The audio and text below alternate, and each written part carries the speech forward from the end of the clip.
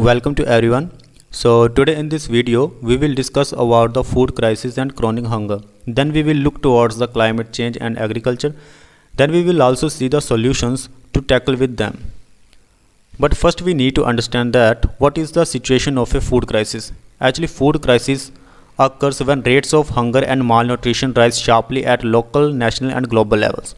अगर आपको बिल्कुल आसान भाषा में बोलूँ तो फूड क्राइसिस जैसी सिचुएशन हमें तब देखने को मिलती है जब हमें लगता है कि large section of a society has been facing the hunger and malnutrition. जब हमें लगता है कि सोसाइटी हंगर और माल न्यूट्रिशन को फेस कर रही है और वो डे बाय डे बढ़ता ही जा रहा है, वो जो फिगर है वो बढ़ता ही जा रहा है डे बाय डे। तो ऐसी सिचुएशन में हमें लगता है कि कहीं ना कहीं फूड की शॉर्टेज है और ऐसी सिचुएशन बन जाती है फूड क्राइसिस वाली सिचुएशन। अब ये क्रोनिक हंगर क्या है? देखिए क्रोनिक हंगर तब हमें देखने को मिलता है जब फूड क्राइसिस से पहले ही ऐसी सिचुएशन बन चुकी हो कि लोग फेस कर रहे हो हंगर और माल न्यूट्रिशन। लेकिन जैसे ही फूड क्राइसिस आता है तो ये जो सिचुएशन है ये और भी ज़्यादा इंक्रीज़ हो जाती है और भी ज़्यादा एनहांस हो जाती है, जो कि बाद में कन्वर्ट हो जाती है क्रोनिक हंगर में।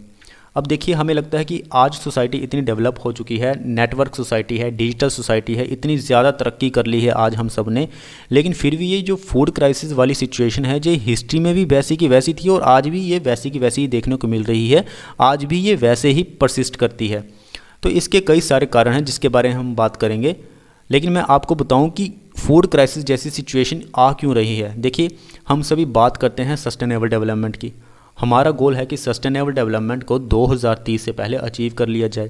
अभी सस्टेनेबल डेवलपमेंट की पॉलिसी हमने क्यों अडॉप्ट की थी ये भी आपको पता है, क्लाइमेट चेंज की वजह से। अभी क्लाइमेट चेंज क्यों हो रहा है ये भी आपको पता है, क्योंकि पोल्यूशन हम ज़्यादा कर रहे हैं।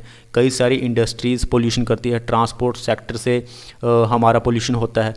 अब ये जो ट्रांसपोर्ट सेक्टर से पोल्यूशन हो रहा है, ये जो इंडस्ट्री से पोल्यूशन हो जा रहा है, अब इसके पीछे कौन है? ये पोल्यूशन क्यों हो रहा है? क्योंकि हम कहीं ना कहीं डिपेंडेंट हैं क्रूड ऑयल के ऊपर, ऑयल के ऊपर डिपेंडेंट है, नेचुरल गैस के ऊपर डिपेंडेंट है। हमारी जो एनर्जी की रिक्वायरमेंट पूरी होती है वो कहीं ना कहीं क्रूड ऑयल के ऊपर डिपेंडेंट है। तो हमें कहीं ना कहीं कुछ ना तो कुछ अल्टरनेटिव देखना था, तो हमारा कंसेप्ट आया सस्टेनेबल डेवलपमेंट का। तो सस्टेनेबल डेवलपमेंट को 2030 से पहले पहले अचीव करने के लिए हमने जो अल्टरनेटिव देखा, अल्टरनेटिव के रूप में हमें नज़र आया बायोफ्यूल्स।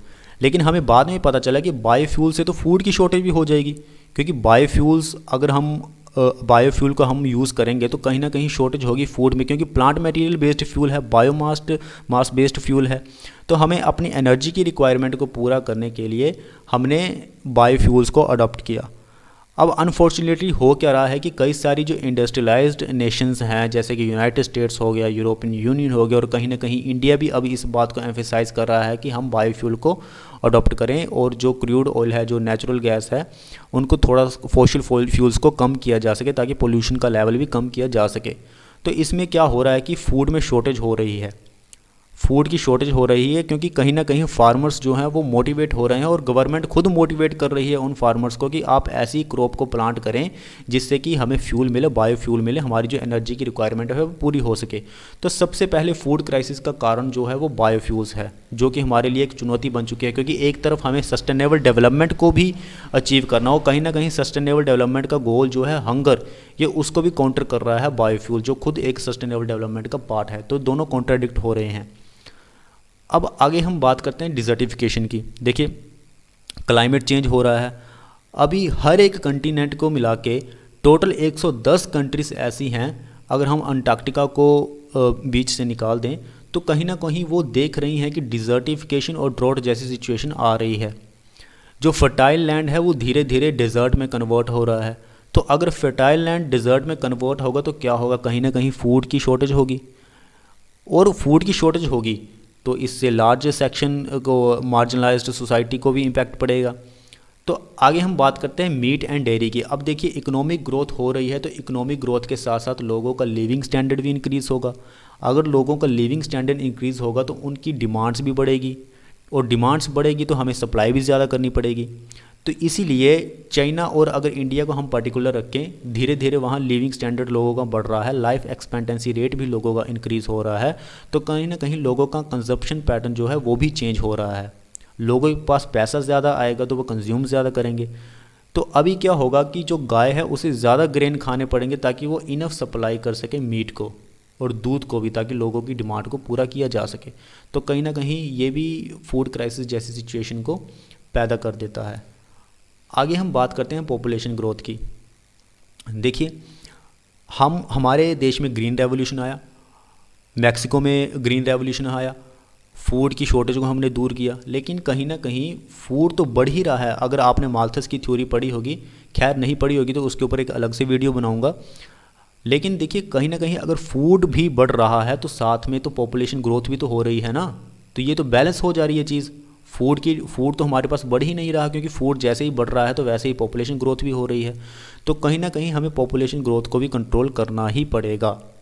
आगे हम बात करते हैं वॉर एंड कॉन्फ्लिक्ट की। अगर हम साउथ सूडान की बात करें तो वहाँ तो सिविल वॉर चलता ही रहता है। अगर सिविल वॉर होएगा तो मास डिस्प्लेसमेंट होगी, कई सारी जो क्रॉप फील्ड हैं उनको तबाह कर दिया जाएगा। तो इससे क्या हुआ है कि लोगों को फूड अनअफोर्डेबल मिल जाता है। और अगर फूड को इंपोर्ट भी करेंगे तो कैसे इंपोर्ट करेंगे? अगर किसी कंट्री में वॉर चल रहा है तो वहाँ इन्फ्लेशन का लेवल क्या होगा ये आपको भी पता होगा। तो फूड इंपोर्ट करना बहुत मुश्किल हो जाएगा। अब जो लोग अमीर होंगे वो कहीं ना कहीं फ़ूड को एक्सेस तो कर लेंगे, लेकिन जो मार्जिनलाइज्ड पीपल होंगे वो फूड को कैसे एक्सेस करेंगे? वो कहीं ना कहीं हंगर और माल न्यूट्रिशन का शिकार होंगे। और ऐसा डेटा मिला है कि अप्रोक्सीमेटली 17 मिलियन पीपल को अर्जेंट एक्शन की ज़रूरत है, ह्यूमैनिटेरियन फूड असिस्टेंट की ज़रूरत है, जो कि उन्हें नहीं मिल पा रही है। तो हमारे पूरे वर्ल्ड में बहुत सारी कंट्रीज़ में, अगर पर्टिकुलर मैं अफ्रीका को देखूँ तो वहाँ लोग बहुत ज़्यादा माल न्यूट्रिशन और हंगर का शिकार हैं।